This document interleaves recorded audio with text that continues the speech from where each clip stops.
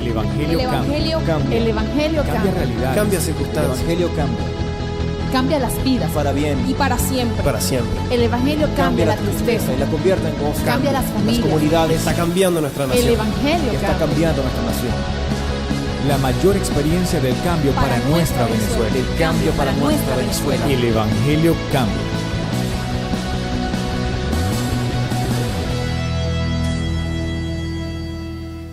Quiero hablarles hoy entonces de lo que vengo hablando, de la revelación de Jesús.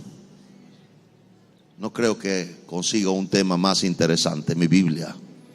Pueden haber muchos, pero me he dado cuenta que todos los temas predicados jamás causaron semejante impacto en la gente como hablar de Jesús o predicar de Jesús. Y es sencillo, es que toda rodilla se dobla en el cielo, en la tierra y aún debajo de la tierra.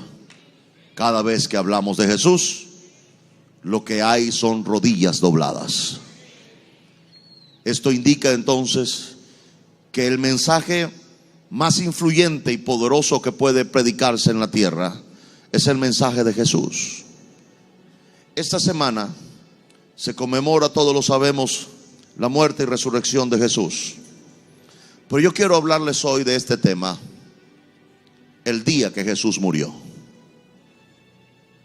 Porque no hay resurrección sin antes no haber muerte. Toda exaltación pasa por la cruz. Toda exaltación pasa por la cruz. No hay exaltación sin cruz. Así como no hay resurrección sin muerte. Así que, por supuesto, nuestra fe está basada en la resurrección de Jesús. Pero el día que mi Señor murió fue el día que Él renunció a todo lo que Él era. Fue el día que como hombre se sometió hasta la muerte, dice mi Biblia en Hebreos. ¿Qué tan difícil es para el dador de la vida someterse a la muerte? ¿Qué tan difícil es para el creador del universo quedarse clavado en una cruz? Lo más difícil, creo yo, para alguien no es cuando no puede hacer algo. Lo más difícil para alguien es cuando, pudiendo hacer algo, no lo hace. Y eso fue lo que mi Jesús me mostró cuando aquel hombre le dice: tengo autoridad sobre ti. Jesús levanta su rostro, lo ve y le dice: puedo pedir a mi Padre 12 legiones de ángeles y me les enviaría inmediatamente. ¿Se refería a Jesús a qué clase de ángeles? Aquello que se nombraba como legión eran 120 ángeles. Cada legión significan 120 ángeles. Jesús dijo: puedo pedir 12 legiones y mi Padre me las enviaría de inmediato. Solamente para que dimensionen lo que Jesús podía hacer en un momento, cuando 2 de esos ángeles destruyeron a Sodoma y a Gomorra. 2. Imagine pedir 12 legiones de 120 cada una. Jesús pudo haberlo hecho y haber destruido no solamente religiosos y políticos del tiempo, pudo haber destruido toda la galaxia. Si hubiera actuado en su deidad y en su sentimiento de venganza, que no creo que haya tenido semejante sentimiento, aunque le tuvo que haber pasado en un momento. Jesús renunció a su capacidad y a su poder, no solamente para no orar al Padre y pedir 120 ángeles por 12 o 12 legiones, sino que también renunció a su poder para morir en la cruz, pero para quedarse en esa cruz.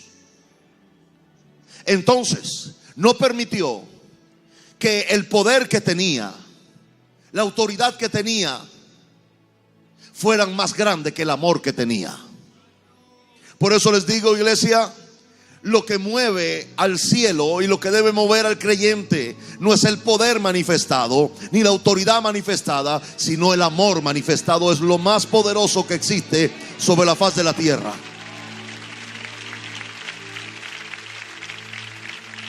¿Queremos poder? Claro que sí.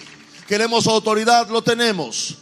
Pero si hay algo que yo deseo todos los días de mi vida, es poder tener el amor necesario para no actuar en otras dimensiones del sentimiento humano, y que solamente el amor me mantenga haciendo lo que Dios me llamó a hacer, sin ninguna más cosa escondida o agenda extraña en mí, más que el amor.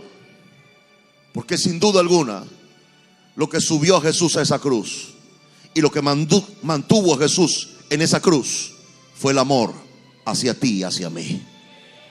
¿Cómo hoy no vamos a hablar de Jesús? ¿Cómo hoy no vamos a darlo todo por Jesús? Claro que sí. Es sorprendente que Jesús en esa cruz muriendo, créanme hijos, Jesús moría lentamente como hombre, mientras que su sangre corría por la cruz y bajaba a chorros y tocaba la tierra para redimir a la humanidad. Cada gota de sangre que tocaba la tierra te tocaba a ti y me tocaba a mí, porque somos hechos del polvo de la tierra. Eso indica que su sangre tocó el material del cual estamos hechos. Pero no se conformó solamente con estar ahí muriendo.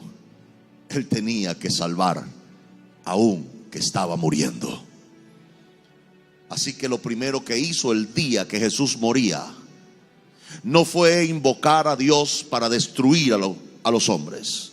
No fue invocar su poder para desatar un juicio sobre la tierra, sino que mientras moría lo que hizo fue salvar al que estaba a su lado. A un hombre, y yo les digo, iglesia, ¿qué hizo este hombre para ser salvo? ¿Qué hizo este hombre para ser salvo? Les voy a decir todo lo que hizo este hombre para ser salvo. Creyó en Jesús.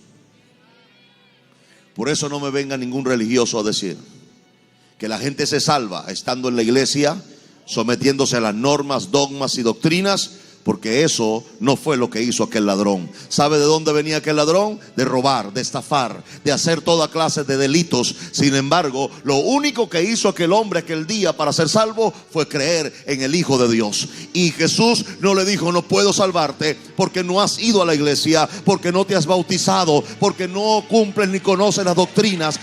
No le dijo nada de eso, sino que Jesús levantó su rostro ensangrentado, vio a aquel ladrón y le dijo: hoy mismo estarás conmigo en el paraíso. Hoy mismo. Eso indica que la salvación de un individuo se ocurre de manera inmediata apenas cree en el Salvador, el gran Salvador, Jesucristo. Y esto es lo que primero hizo Jesús muriendo en la cruz: salvar a alguien que no merecía la salvación.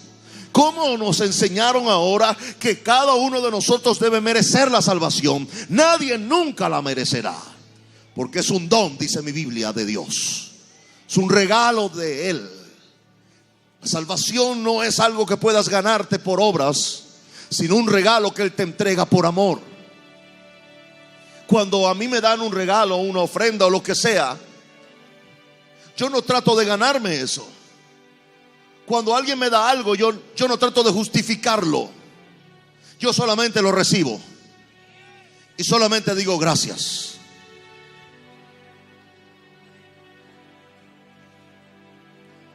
Es decir, después que yo recibo a Jesús y Él me salva del pecado y de la muerte, mi vida posterior no se encamina por las doctrinas, las normas y la religión, sino que mi vida posterior a ese encuentro con Jesús se va desenvolviendo de acuerdo al amor que yo empiezo a desarrollar por Él. Es decir, la decisión de apartarme de las malas obras no es la consecuencia de un hombre o una mujer supervisándome en la iglesia y diciéndome qué tan malo soy y que me debo vestir así y ser así y hablar así, porque eso no salva a nadie. Eso te puede convertir a la religión o al sistema, pero jamás te salvará. Aún peor, nunca te va a acercar a Jesús. Te pregunto, ¿qué hiciste el día que recibiste a Jesús? ¿Lo recibiste y Él te salvó por lo que venías haciendo en tu vida? Claro que no, si venías pecando como un desesperado. Sin embargo, aquel día no tuvo nadie problemas en recibir a Jesús, en tal vez llorar o sentirse que fue salvo. El problema empezó a ocurrir cuando entonces a la iglesia que asisto me empezaron a decir que si yo no hacía esto, no hacía aquello, entonces no era cristiano. Y empieza a haber un choque, primero de Jesús con la gente, porque Jesús pregunta: cuando te salvé, ¿qué hiciste para que yo te salvara? ¿Usted se imagina que aquel ladrón no hubiera muerto y se hubiera bajado de la cruz y después empezara por ahí a enseñar a la gente a no comer esto, a no comer aquello, o a hacer esto, o a no hacer aquello? Entonces Jesús mismo resucitado se lo hubiera presentado y le hubiera dicho: cuando te salvé en esa cruz colgado conmigo, te salvé porque creíste en mí o por lo que venías haciendo. Porque el ladrón le hubiera dicho: Señor, no hice nada para ser salvo, porque antes venía haciendo delitos y solamente aquel día creí en ti. Y Jesús le dijo: y te salvé de inmediato. Entonces, si hice eso contigo, ¿por qué ahora le dices a los demás que tienen que hacer esto y aquello para ser salvo, cuando yo te salvé a ti solo por gracia y amor?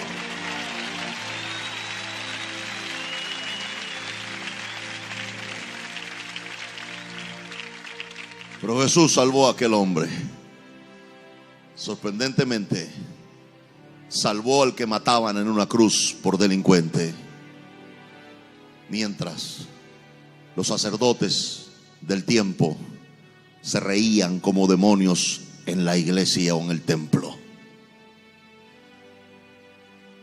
Pero pasó algo más aquel día. Como a la hora sexta, dice mi Biblia, después lo lee en casa, todo está en Mateo 27, después lo lee en casa. Hubo tinieblas sobre toda la tierra. No solo el lugar. La Biblia establece que hubo tinieblas en toda la tierra. No hay manera científicamente comprobado de que haya tinieblas en toda la tierra.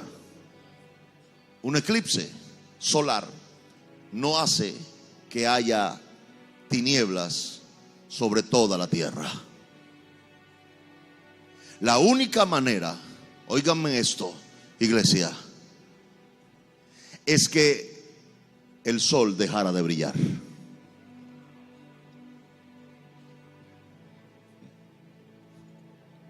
Porque científicamente es imposible que sobre todo el planeta haya habido tinieblas.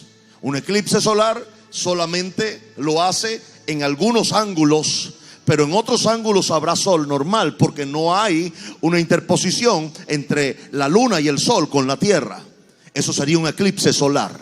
Sin embargo, aquel día, dice la Biblia, hubo tinieblas sobre toda la tierra. Todo el planeta Tierra se oscureció. Y yo pregunto, ¿qué ocurrió aquel día? Era lógico. Jesús no solamente era el Hijo de Dios, era la simbología del sol. Por eso le llaman el sol de justicia.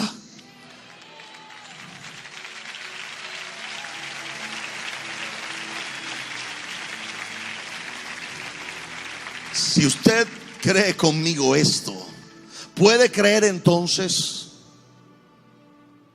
que el sol arde y brilla porque Jesús está vivo? ¿Alguien escuchó lo que acabo de decir? El sol arde y brilla solo porque Jesús está vivo. Cada día, oh Señor, cuando usted salga y sienta el sol ardiendo sobre su cabeza y espalda y no pueda verlo con sus ojos, entonces no se queje, diga: Señor, qué vivo estás tú. Siento tu calor sobre mí, siento tu luz sobre mí, porque tú eres el sol de justicia. Aquel día el sol se apagó por un momento. Imposible para la ciencia, pero posible. Muy posible. Sabiendo que Jesús, muriendo en la cruz, era el creador de todo el universo. Científicamente, en la línea astrológica, el astro rey le llaman. Los científicos astrológicos le llaman al sol el astro rey. No le llama a la Biblia a Jesús el rey. Es decir, ninguna cosa se contradice en ese aspecto. Pero aquel día Jesús moría y el sol se apagaba, diciéndole a todo el universo: todas las cosas por Él subsisten. Si Jesús muere, todo el orden galáctico entraría en caos.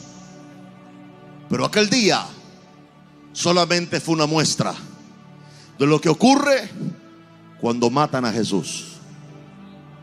Y cuando la religión mata a Jesús en el corazón de la gente entra en tinieblas. No pueden ver dónde van, no pueden ver el futuro de sus vidas, andan ciegos. Por eso Jesús, cuando vino, dijo: eran ciegos. Aún más le dice a los líderes religiosos del tiempo que ellos son ciegos, tratando de dirigir a otros ciegos, porque Jesús hablaba en sentido figurado del asunto de que cuando alguien no anda en Jesús, anda en tinieblas. Pero anda en tinieblas el que en la calle no conoce a Jesús y camina en pecado. Pero anda en tinieblas el que estando en un templo tampoco le conoce. Él es el sol de justicia. Él es la luz del mundo. Él es el que alumbra toda la galaxia. Por eso hubo tinieblas aquel día. Jesús mostraba que su muerte era tinieblas para la humanidad. ¿Cómo no andar en luz con Jesús ahora? ¿Cómo tratar de ocultar el sol con un mandamiento? No con un dedo. Están tratando de ocultar el sol con una doctrina. Están tratando de ocultar el sol con una norma o un dogma. Pero el sol nunca lo pueden ocultar. Después que el sol resucitó, jamás lo podrán apagar. ¿Alguien dice amén a eso?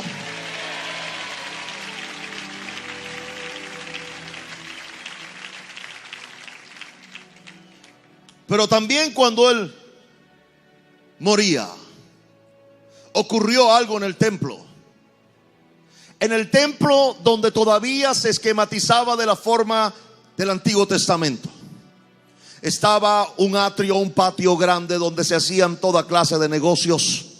Estaba el lugar santo y el lugar santísimo. Era el lugar solamente establecido para que el sumo sacerdote una vez al año transitara por ese lugar. Nadie del común pueblo, nadie que no tuviera el linaje sacerdotal, ni la escogencia elitesca, podía transitar por ese lugar. La masa del pueblo tenía que quedarse en el atrio, en el lugar más lejano del lugar santísimo. Pero cuando Jesús está muriendo, ocurre algo en el templo. Entre el lugar santo y el lugar santísimo había un velo. Era una especie de cortina de lino torcido. Le voy a explicar que el lino torcido era torcido no porque lo torcían, sino porque era tan grueso que se hacían torceduras en la misma tela. Era algo tan grueso que podría ser incluso más fuerte que el cuero de un animal seco. Eso fungía como una separación entre las masas y el lugar santísimo. Nadie podía acceder a Dios porque había una separación.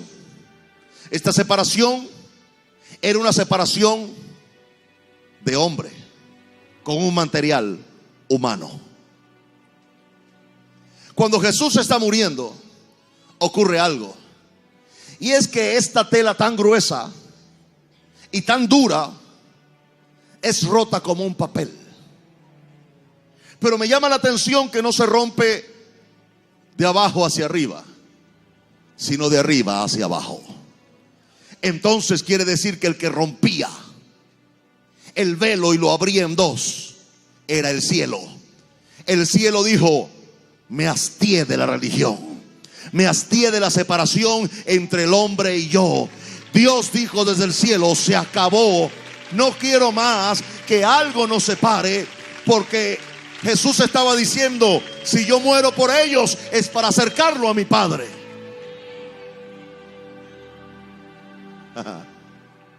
Eso indicaba que ya no había separación entre la presencia de Dios y la gente. Y no importa cuán común seamos, su presencia viene a nosotros. Y ahora viene a nosotros en cualquier momento y en cualquier circunstancia. Puede venir aquí como ahora, o puede venir en el baño, o puede venir en la cocina, o puede venir en la sala, o puede venir en el autobús, o puede venir en cualquier momento. Ya no hay separación entre Dios y tú, porque Jesús, el día que murió, la rasgó por la mitad y dijo: ya no más. No quiero que estén separados de mí. ¿Alguien se alegra por eso que ocurrió el día que Jesús murió? Su muerte entonces me dio acceso a su dulce presencia. Es por esa muerte de Jesús aquel día que esa separación se acabó. No porque lo dijo un hombre en la tierra, no porque lo hizo un líder en la tierra normalmente, sino porque su muerte aquel día llegó y llenó todas las exigencias de justicia en el cielo, para que Dios dijera: ahora yo me acercaré a ellos. Y empezara el nuevo pacto. Ya no consistía en el hombre dando saltos para alcanzar a Dios.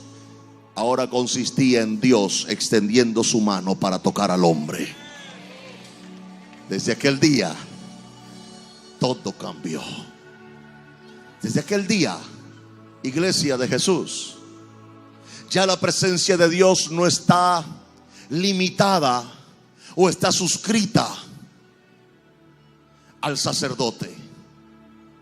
Se acabó. Todos pueden sentir y entrar a la presencia de Dios todos los días de su vida, 365 días al año, y no una, varias veces en el día, si usted lo quiere hacer. ¿Alguien quiere entrar a la presencia de Dios todos los días, varias veces al día? Entonces ocurrió algo al pasar de los años. ¿Y sabe qué ocurrió, iglesia? Que los hombres empezaron a coser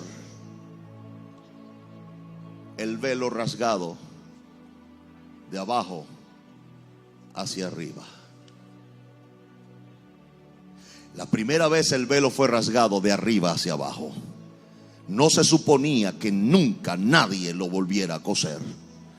Pero la organización de la religión empezaron a coser el velo de abajo hacia arriba, con la finalidad de regresar a una élite controladora y manipuladora de las masas, para hacerles pensar a los comunes que no tenían el rango de sacerdote que no podían acercarse a Dios a menos que pasaran por todas las normas, todas las dogmas y todos los mandamientos que ellos habían impuesto.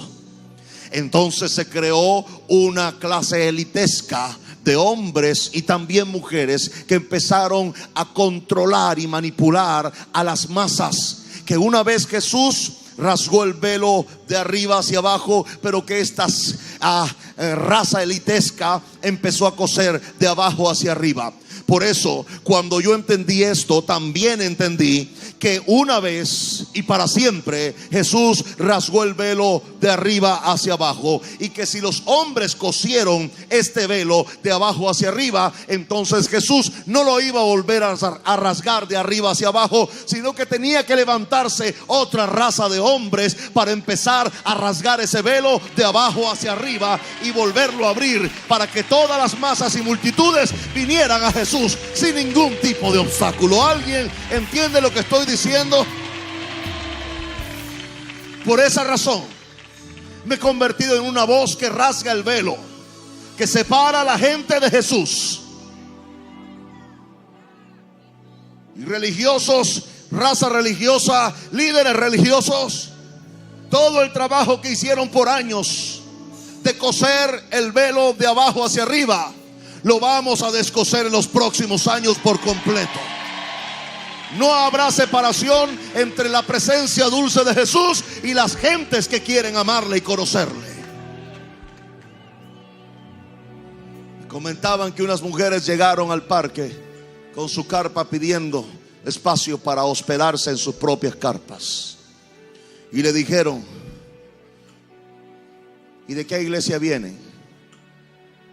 Esas mujeres dijeron: ¿iglesia? No asistimos a ninguna iglesia. No vamos a ninguna iglesia. Pero queremos oír de Jesús. Queremos saber de Jesús, así que venimos aquí.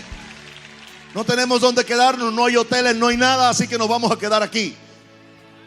Dos mujeres solas, arriesgándose a todo por estar en la presencia de Jesús.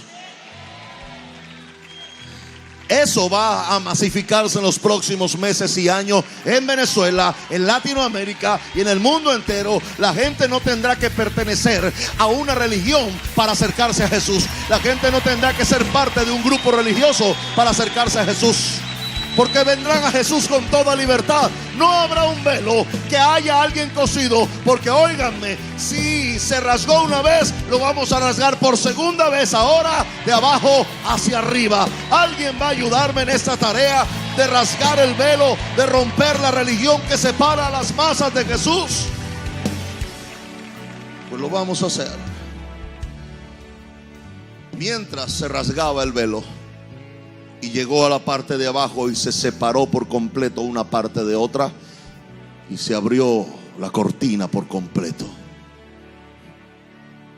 la tierra empezó a temblar. La tierra empezó a temblar. Creo que por un momento se empezó a desestabilizar, porque el creador de todo el universo estaba muriendo. Creo que empezó a temblar sobre su eje, porque luego dice la Biblia: todas las cosas por Él fueron hechas, pero por Él permanecen. Jesús es el equilibrio óptimo de toda la creación y de todo el universo. ¿Alguien entiende eso? Él es el equilibrio óptimo.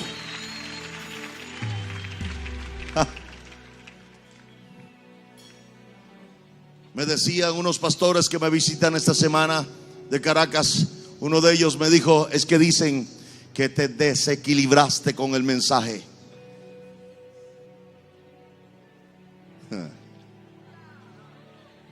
Y yo pregunto, si Jesús es el equilibrio óptimo de todo el universo, y yo estoy hablando de Jesús, pregunto, ¿quién está desequilibrado?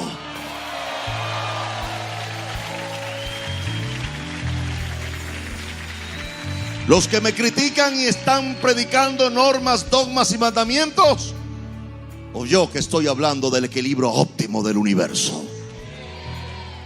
Por un momento, de alguna manera, el Padre tuvo que influenciar rápidamente la creación. dejar todo en su lugar.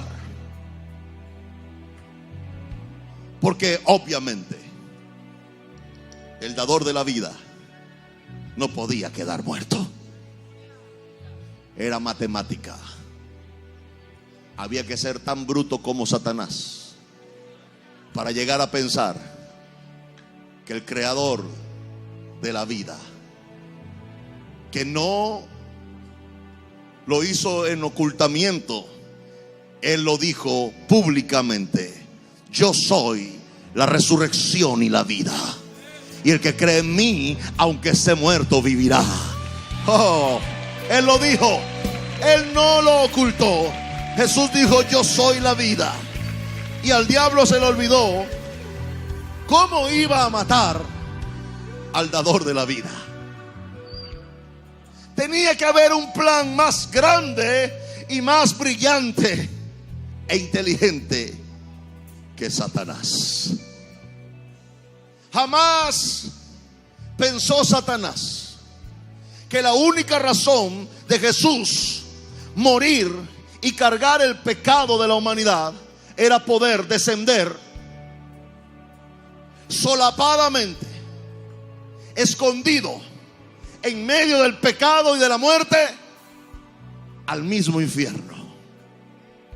Pero estando en el infierno, el dador de la vida no podía quedar preso ahí, porque al quitarse el peso del pecado y al hacerse a un lado de la muerte,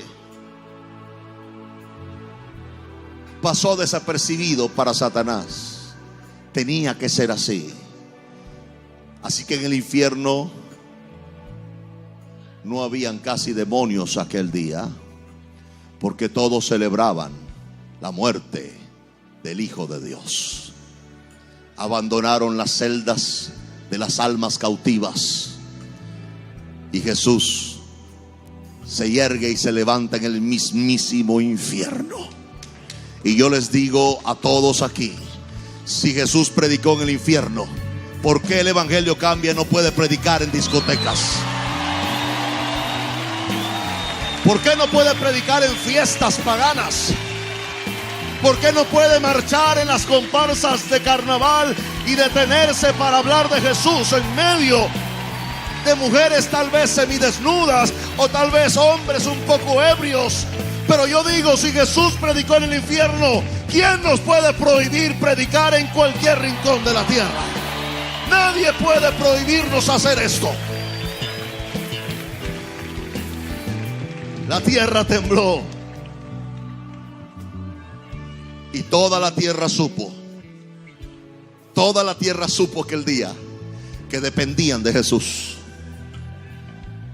El planeta entero se dio cuenta que Jesús era su equilibrio óptimo. El planeta, la misma tierra dijo: si alguna vida tiene la tierra, si alguna vida tiene la naturaleza, como algunos científicos ostentan, ese día la misma tierra dijo: no nos conviene que Jesús muera y se mantenga muerto, porque Él es el equilibrio óptimo de este planeta. Toda la creación, animalitos, plantas, aguas, ríos, todo se tembló y se movió, y todos gritaron a una voz al Padre Creador: Jesús no puede morir, porque Él es el equilibrio óptimo del planeta. Volvamos, naciones, a Dios, y empiecen a ver cómo la naturaleza, la vida de Jesús empieza a reflejarse en árboles, en pájaros, en ríos, en mares. Empieza a haber una multiplicación de peces en los mares de la nación que reciba a Jesús como su Señor. Él es el equilibrio óptimo. ¿Alguien dice amén a esto? Jesús. Pero ocurrió algo más. Las rocas se partieron. Cuando Jesús moría, estallaban las rocas. Grandes rocas, enormes rocas, se partían en muchos pedazos. Explotaban como si dinamita hubiera estado en el medio de la roca. Pero no había dinamita en la roca. Era sencillo. Cuando Jesús moría, estaba dejando claro algo. Jesús estaba diciendo con su muerte: no se equivoquen, yo sigo siendo la roca inconmovible de los siglos. Yo sigo siendo la piedra angular. Y si yo soy la piedra angular, ninguno otro puede serlo. Ninguna organización puede decir que puede salvar a alguien, porque hay una sola roca y hay una sola piedra, y su nombre es Jesús. Jesús destruyó toda clase de fundamentos humanos para decir: yo soy la piedra que desecharon los edificadores y voy a ser la piedra principal del edificio. Yo les digo, hagan a un lado ese montón de roquitas que le han dicho que son fundamentos. ¿Qué fundamentos? Hay un solo fundamento. Acerca de eso, el Espíritu Santo a través de Pablo dice: cuidado como cada uno sobreedifica sobre ese fundamento. Pero aclara: si alguno pone otro fundamento, otra clase de piedrita o roquita sobre ese fundamento, dice Pablo, sea maldito. Y esta es la explicación y la razón por la cual tanta iglesia está pobre, enferma. No están pobres y enfermos porque así les tocó, no. Es que están tratando de poner otra roquita sobre la roca inconmovible de los siglos. Y Pablo dice: todo aquel que trata de poner otro fundamento que no es Jesús sobre Jesús, sea maldito. Así que déjenme decirle algo, iglesia. No solamente vamos a traer la reforma que Jesús quiere, sino vamos a destruir la maldición que hay sobre muchos. ¿Alguien oyó lo que acabo de decir? Vamos a echar a un lado todas las roquitas, piedritas que han puesto sobre Jesús, para que solamente quede una piedra. Jesús estaba diciendo: toda roca y piedra que quiera sustituirme va a quedar destrozada en muchos pedazos. Por eso les voy a decir algo acercándonos a la segunda venida de Jesús. Van a ver cómo organizaciones religiosas caen estrepitosamente, porque todo lo que se acerca para sustituir a Jesús quedará destrozado por la roca inconmovible de los siglos. Y tengo Biblia para probarlo. Si alguien quiere criticar este punto de este mensaje, les digo: Él dijo: todo aquel que viniera entonces tropezará en esta roca. Pero también dijo: pero sobre otros esta roca caerá y los desmenuzará. ¿Alguien oyó lo que acabo de decir? La roca puede hacer tropezar a algunos, pero estos que tropiezan se levantan y se enderezan y reconocen la roca. Pero sobre los que se oponen a Él y se oponen a que Jesús se ha levantado para defender sus organizaciones, esa roca va a caer sobre ellos y los va a desmenuzar por completo. Y no lo digo yo, lo dice mi Biblia. Pero ocurrió algo más. Es que aquel día, cuando Jesús expira, no solamente hubo tinieblas, no solamente la tierra tiembla, no solamente se parten las rocas, no solamente se rasgó el velo, sino que también aquel día, sorprendentemente, hay una escena que puede parecer de terror, pero no lo es. Resulta que mientras que la tierra temblaba, temblaba todo. Todo el mundo se agarraba de los lugares que podía agarrarse. Las cruces se empezaron a mover de un lado a otro. Toda la tierra estaba temblando. ¿Sabe lo que ocurría mientras la tierra temblaba? Los sepulcros empezaron a partirse también. Empezaron a partirse. Porque ocurre algo. Cuando Jesús aparece, los sepulcros empiezan a desmoronarse.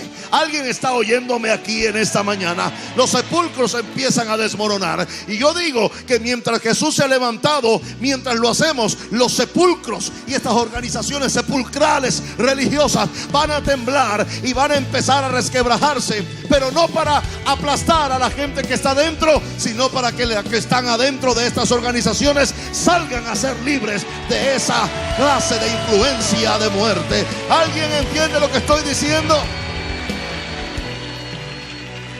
Esta es mi esperanza. Y esta es la visión clara de lo que va a ocurrir en los próximos meses y años. Que sigan hablando. Ahora ya no es evangélico, ahora es cristiano. Hechos 8. Por eso yo los desafío. Lo que predico no son especulaciones religiosas, es Biblia. Y en Hechos 8 dice: y por primera vez se le llamaron a los creyentes cristianos, seguidores de Cristo, habladores, predicadores de Cristo, representantes de Cristo. Ese título lo vamos a recuperar con honra. Oye lo que dijo, ese título lo vamos a recuperar con honra. Entonces salieron cristianos católicos, cristianos evangélicos, cristianos ortodoxos, cristianos anglicanos. Pues yo le voy a decir de lo que somos nosotros. Somos cristianos de los de Jesús. Eso vamos a ser, cristianos de los de Jesús, de los que somos propiedad exclusiva de Jesús, de los que Jesús compró a precio de sangre, de los que viven para Jesús y moriremos por Él si es necesario, de los que predican a Jesús, de los que aman a Jesús, de los que se dan por Jesús y de los que todas sus metas están enfocadas solo en Jesús. De esa clase de cristianos somos. Porque aquel día se abrieron los sepulcros. No es una escena de zombies. No. Cuando aquellos muertos resucitan, yo no sé cómo salieron. No les puedo explicar, pero puedo hacerle una escena. Mientras salían del sepulcro, no arrastraban los pies como zombies ni nada de eso, y hacían nada. Caminaban erguidos, elegantes, sus ropas desgastadas por causa de estar metidos en esos sepulcros por tanto tiempo. Se veían un poco afectados, sí, su cabello estaba un poco desalineado, no estaban peinados, tal vez no olían bien, no por su cuerpo, sino por su ropa.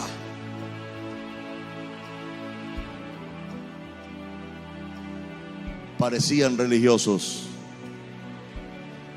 pero ya no lo eran.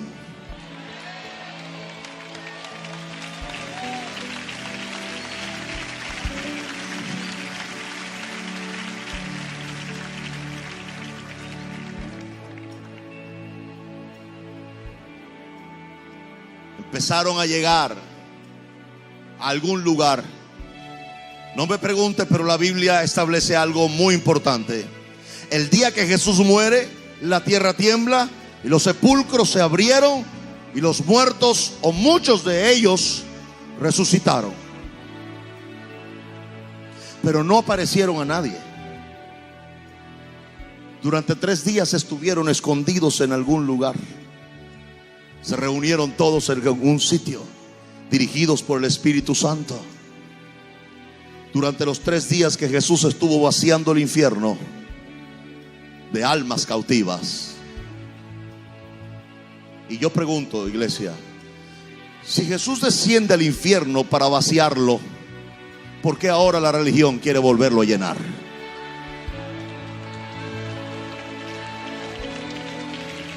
No hay razón para esto.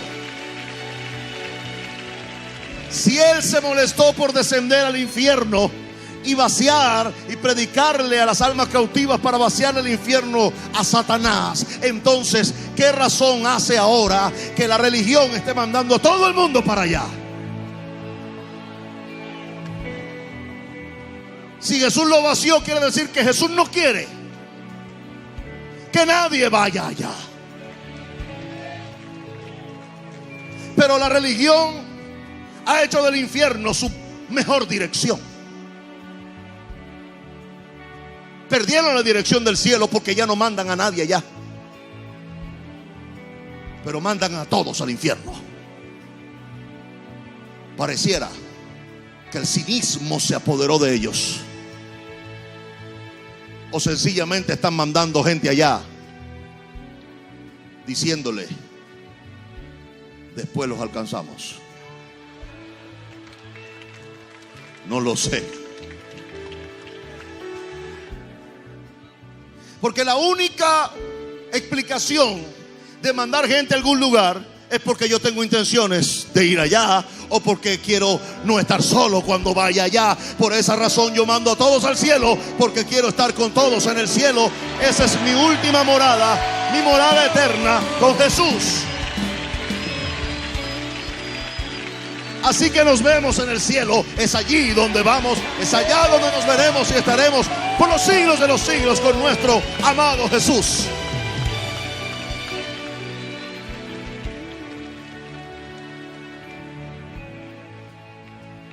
Al tercer día Jesús resucitó. Ayer se los comenté. Y es cuando Jesús resucita que los que habían resucitado vienen al pueblo. No vinieron antes. Vinieron después que Jesús resucitó.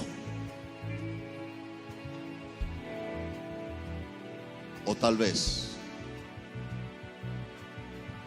quería Jesús que todos supieran que todo aquel que cree en Él, aunque esté muerto, vivirá. Sin duda. Así que óiganme, los días que vienen van a haber terremotos religiosos. Terremotos que van a destrozar estos sepulcros. Y vamos a ver miles y miles de personas resucitando y saliendo de esos sepulcros, saliendo para conseguirse con Jesús en el pueblo, en las calles, en los autobuses, en las universidades y en todo lugar, porque van a predicar con la misma pasión que los que nunca estuvieron muertos. Lo que viene entonces es una manifestación de vida. Es una manifestación de vida que va a correr no solamente por las calles de nuestro país. Muchos, como esas mujeres que llegaron con su carpa y empezaron a armar su carpa y decir: nos vamos a quedar aquí. Que nunca han ido a una iglesia, pero que están vivas, están llenas de vida. La vida las empuja a hacer lo que sea por perseguir a Jesús. Pues lo que va a haber es una manifestación de vida masiva. Les digo hoy, prepárense para empezar a ver multitudes saliendo de los sepulcros. Y estoy refiriéndome a montones y miles que van a salir de esos mausoleos religiosos. Los lugares de reuniones en los próximos años tendrán que ser terrenos como los de ayer, porque no habrá un lugar como este donde podamos entrar.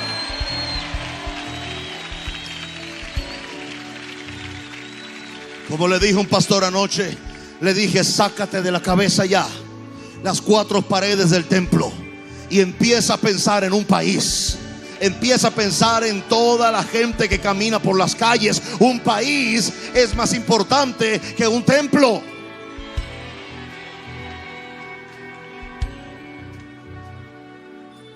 Porque lo que viene no lo aguanta un templo. No hay paredes que puedan comprimirlo. Es una revolución tan grande. Y lo mejor es lo que vio Habacuc. Dice que todos avanzan, pero ninguno se atropella. Qué poderoso esto. Todos avanzan, pero ninguno se atropella. ¿Sabe por qué? Porque esto de hablar de Jesús y salvar a un país no le deja chance a la gente de que peleen y se muerdan entre ellos. Hay solamente una visión: proclamar y levantar a Jesús y salvar a todo aquel que se perdió. Ese día, cuando Jesús murió, entonces ocurrió semejante manifestación en el área astrológica, en el área científica, en el área espiritual, tan poderosa. El día que Jesús murió. Y yo les digo a ustedes, si eso ocurrió el día que Jesús murió, entonces ¿qué va a ocurrir ya que Él resucitó? Va a ocurrir todas las cosas que el cielo planificó para la tierra. Y yo les digo algo: ningún sistema religioso y ningún hombre puede detener lo que viene ahora. Se llama avivamiento, y nadie ha visto uno tan grande como el que viene en los próximos meses para este país y para otras naciones del mundo.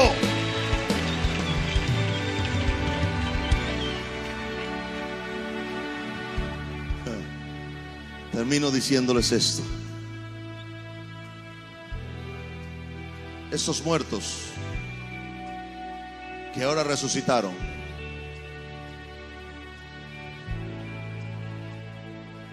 puedo pensar que uno de ellos era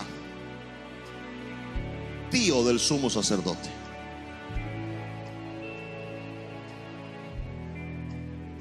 Y un día, estando el sumo sacerdote en su puesto religioso,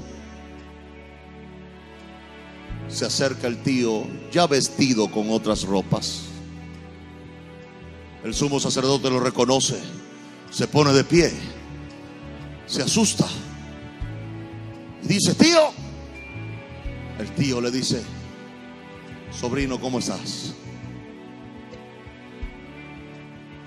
¿Qué pasó contigo?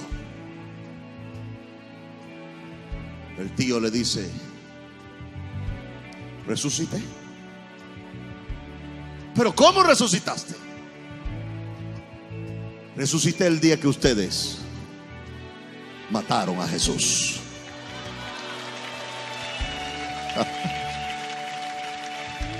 El sumo sacerdote no lo puede creer, pero cuando le nombra a Jesús se pone nervioso. Sabe que es culpable del mayor asesinato que ha hecho la humanidad: matar al autor de la vida. Pero cuando trata de cambiarle el tema y le dice: qué bueno que regresaste, qué bueno que resucitaste, ahora que has venido y soy el sumo sacerdote, la máxima autoridad de esta línea religiosa, puedo ofrecerte un cargo alto en este templo. El tío da 2 pasos atrás y dice: ¿cargos? ¿Aquí? Le dijo: sobrino, Jesús me resucitó y me sacó del sepulcro. ¿Y tú crees, sobrino, que voy a salir de un sepulcro para venir a entrar en otro? 1000 veces no. Me voy, porque mi llamado no está dentro de un sepulcro religioso. Mi llamado está en las calles. Mi llamado está en los autobuses. Mi llamado está en las plazas. Mi llamado está en los lugares públicos y abiertos. Jesús me dio vida y me resucitó para que yo ahora sea una voz que anuncia su nombre en todo lugar.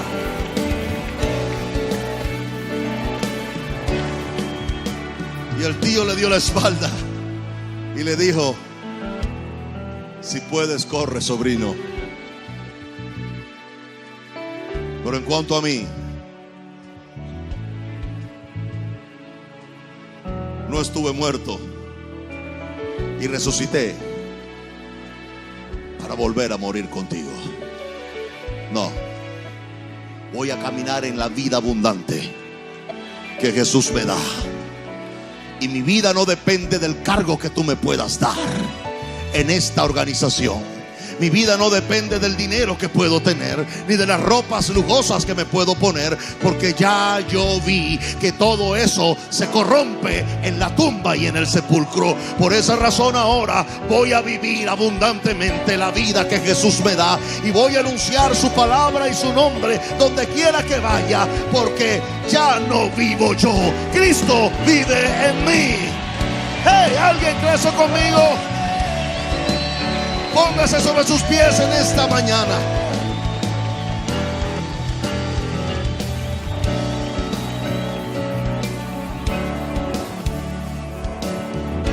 Señor, qué unción poderosa siento acá. Pero solo quiero que levante sus manos al cielo y agradezca por la vida que Jesús nos dio. Agradezca por estar hoy en semejante revolución, semejante manifestación de amor y vida de Jesús. Yo les digo, qué buen momento nos tocó vivir. Qué buen momento nos tocó vivir.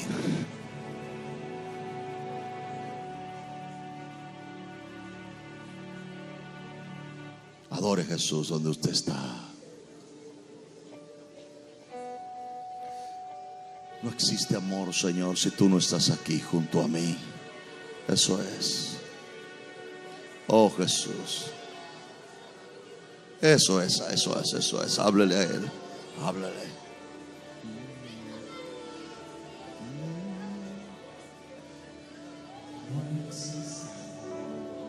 Dígale eso.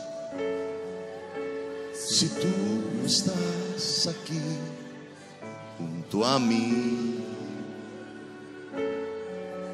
no habría razón para vivir sin tu presencia. ¿Qué podríamos hacer sin tu presencia? Todo sería tan vacío sin ti, Jesús.